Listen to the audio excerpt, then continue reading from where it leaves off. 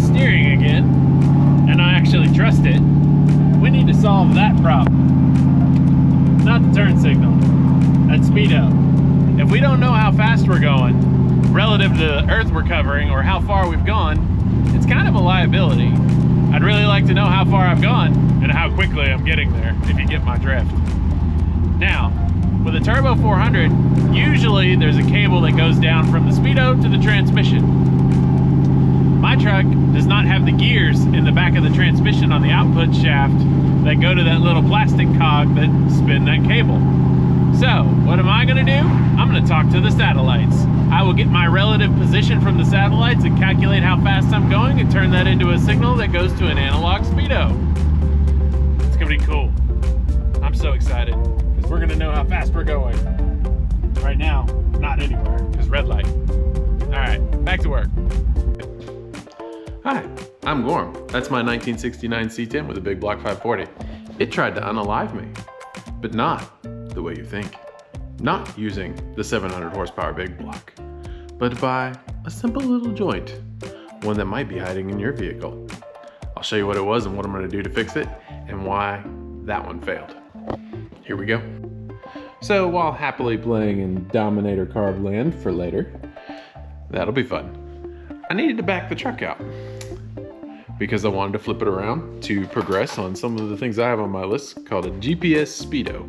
This is an adapter to take an analog Speedo and turn it into one that talks to the satellites and still retain your factory dash. Let me set the scene. Get into the truck. Put the truck in neutral. Start rolling backwards, a lot like that. Go to turn the wheel, because truck's not running because I'm rolling it in neutral, trying not to make a bunch of fumes and noise. And then the wheel just lets go. No steering. What could have happened? Well, let me show you. Right there is the Borg Warner quick ratio gearbox. The piece that connects it to the steering column is called a rag joint. This rag joint has a piece of rubber with two studs in it, and it has a place for two bolts to go through. What we need to do is get in here and take this apart and get this rubbery piece, the rag joint, out, take all the bolts off, scoot the column back, and then get that out of there. And then I'll show you what we're gonna do to fix it. I've got some ideas.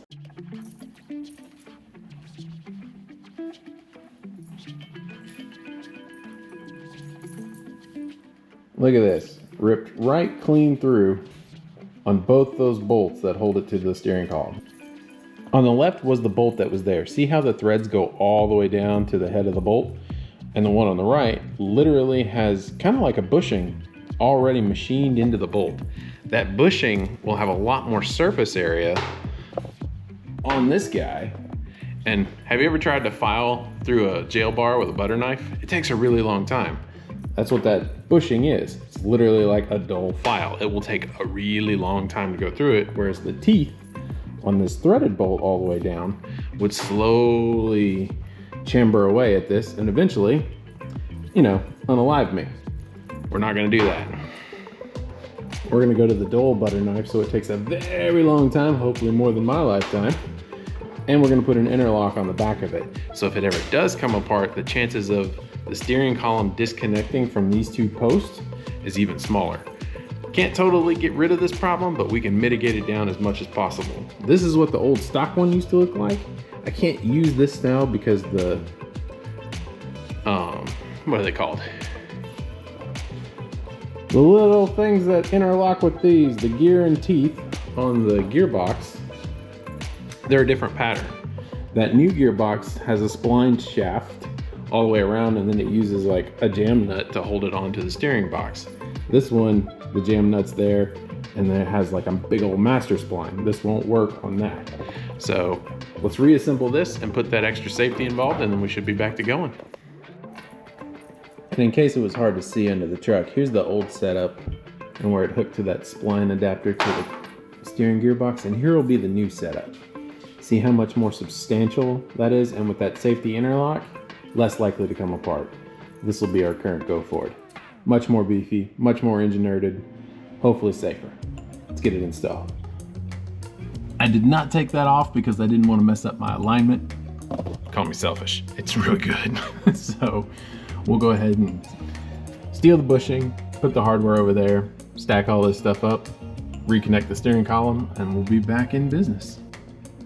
I'm very happy with how that turned out. Got our interlock in, got Loctite on all 4 of the hardware fasteners just in case, because this is a steering component. I ain't playing with it. I'm excited that that's done. This should be safer. Unplanned scariness. All right, let's put the tire back on and make sure it steers and go for a drive.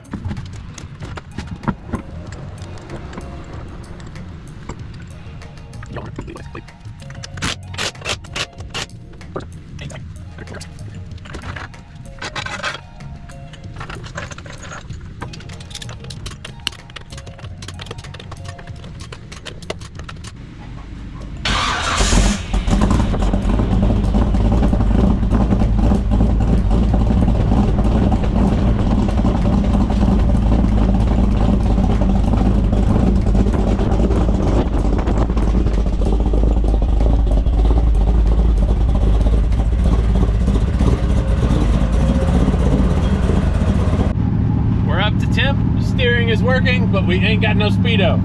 And when you need to know how quickly you're going, that's kind of an important gauge. You need to know how fast you're going relative to the ground you're going over. It also helps with calculating how long it's going to take to get somewhere, or how far you've gone. So if you're following old school pirate directions, I've gone 20 miles of 25. Gives you some reference so you can find things and you won't be late. I'm probably going to be late to a lot of things in my life, but that's okay. I get there having fun. Let's get back to the garage. I know it's cloudy, but it's a nice day outside.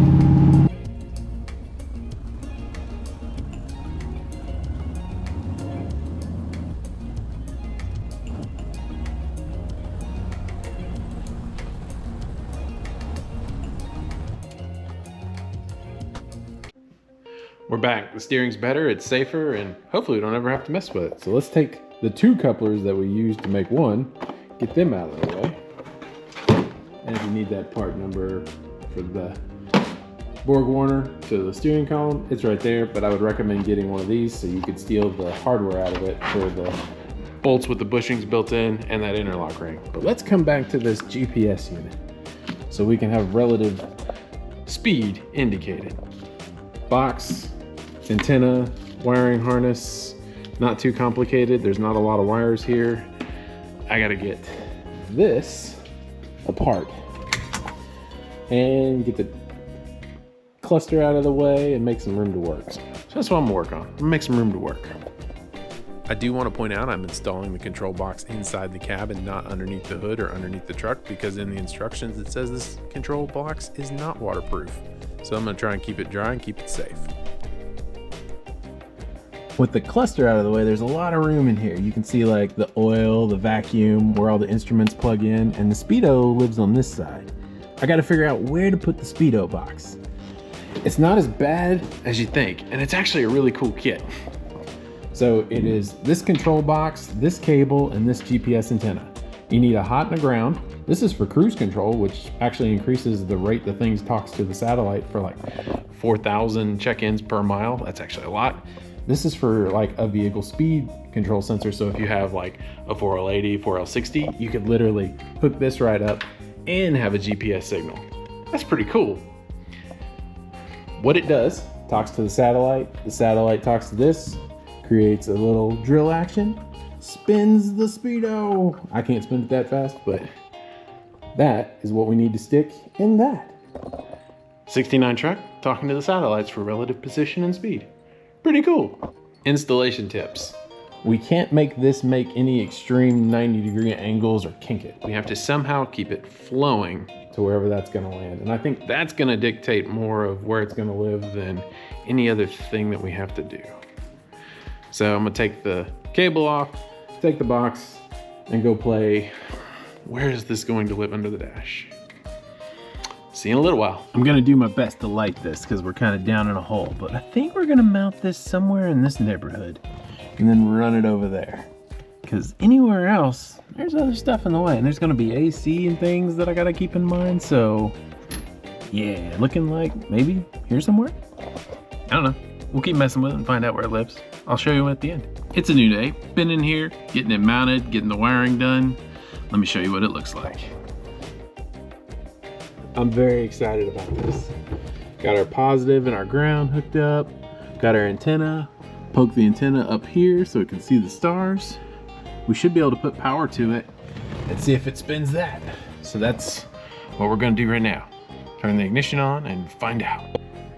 Now, if I've read the instructions correctly, to calibrate this thing, press and hold, and then hold it and let it hit 60 mile an hour. It's got a little calibration button on it.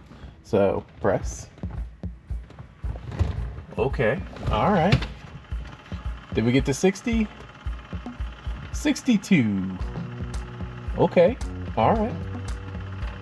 Makes a little bit of noise. We might have to move a cable around. Put it back down. All right, so it's a little bit fast. It's at 62 instead of 60. So let me read how to step it down. That's pretty close. We're gonna leave it there.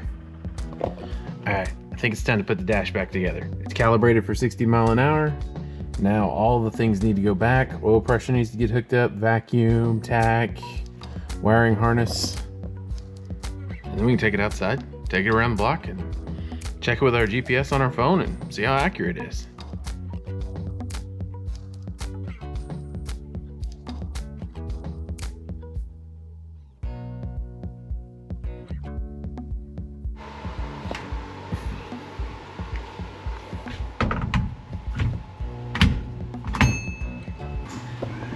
Now that the C10 seat yoga is over with, let's take this thing for a drive and see if this gauge works. Let's go. We got to go out and test this thing. I want to see how the speedo and the GPS reacts in slow traffic, out on the highway, getting on the interstate, what it does on the interstate under steady speed. I want to also make sure like my antenna is in a good place to receive the information. And these are all things we're going to find out and test. So let's go test this.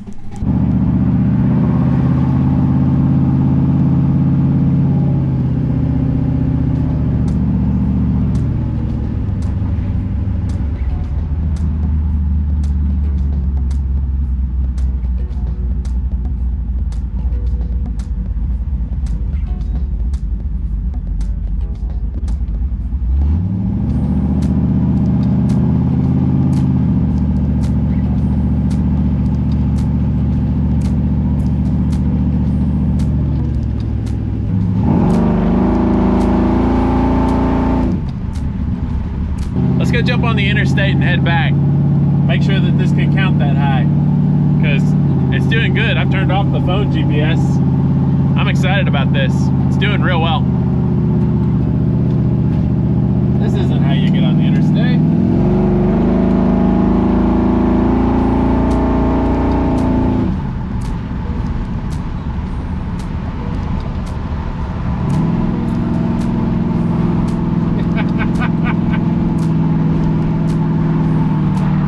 Okay, it didn't do well with that, but that's funny.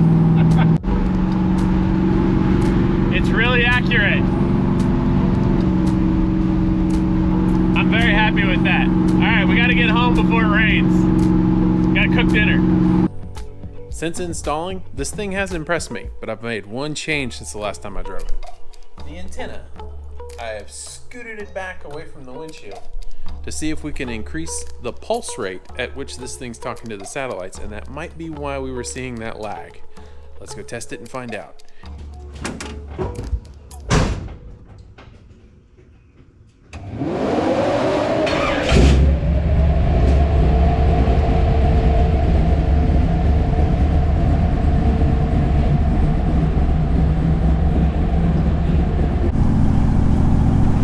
If you're enjoying this, watching me upgrade the truck to keep it retro, go ahead and hit that like button.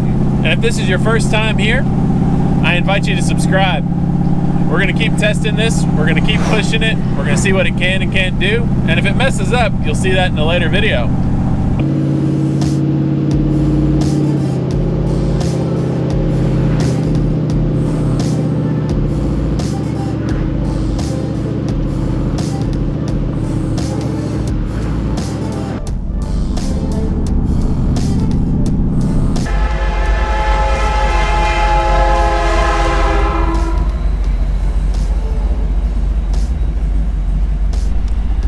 think it's doing better with the antenna positioned a little bit more out towards the window. I think it's a really good product. I think because it doesn't have a subscription, it's very easy to hook up. It's very simple to wire. It has the option for the vehicle speed sensor, the VSC, that you could make this very versatile. This is a really good part. The lag, I honestly think the lag is my truck's fault because it's a big metal cab, it's a big Faraday cage, and that receiver is, it's doing what it can to keep up. But when I'm going steady state, it is dead on accurate with the phone GPS. I'm impressed. I am thoroughly impressed. I am going to reach out to Speedhut and ask them about changing the cruise control, indicating that the cruise control's on, to see if it would force this thing to change the rate that it talks to the satellites or not. But either way, it's impressive. My verdict is this is definitely a keep piece. It wasn't hard to install. The instructions were really good, and there's a lot of versatility with it. And I mean, you could have 120 mile an hour wheel speed and still have 10 mile an hour over the ground, and it wouldn't be breaking the cable or breaking the Speedo box. That's kind of cool. Let's go try this interstate again. We'll see if it does any better. I think it might.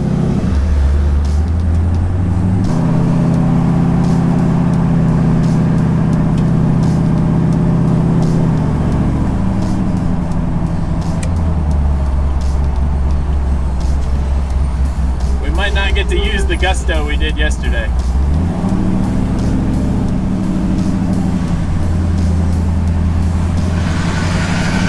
Here we go. Give them room.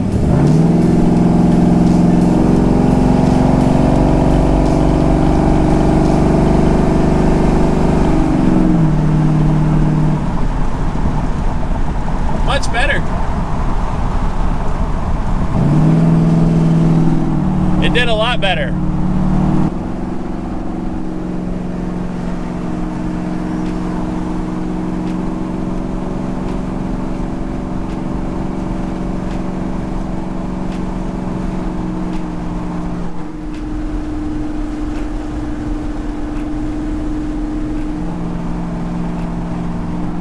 That's really good.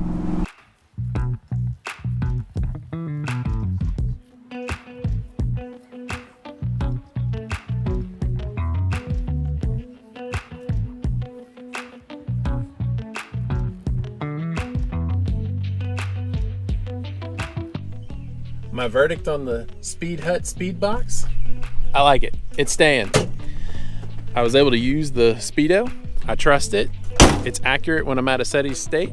It does have a little latency when I accelerate, but I mean, I don't think they had this as a test subject when they were designing the specifications for that little box. It worked really well, especially going down the interstate and on the 2 lanes. It didn't lose signal hardly at all, like maybe a couple blips every once in a while. I'm impressed. There's no subscription to the thing. It was easy to install. The instructions are pretty straightforward, and I think it's built really well. And I have a Speedo, and I'm not even hooked up to the transmission. Accuracy, I'd say I'm gonna give it an 8.5 out of 10. It's good enough for what I'm doing, and I think it's gonna work a really long time. It does have a lifetime warranty. I was reading that. I think that's pretty cool. I'm so happy about this. If you've made it this far, I know this is turning in kind of to a long test video, but I appreciate every second that you watch and hang out with me. I hope if this is your first time, you'll come back and see us again. But I'm gonna get back to driving, getting some more done. Thank you for watching. I'm Gorm of Gormworks. I'll see you in the next one.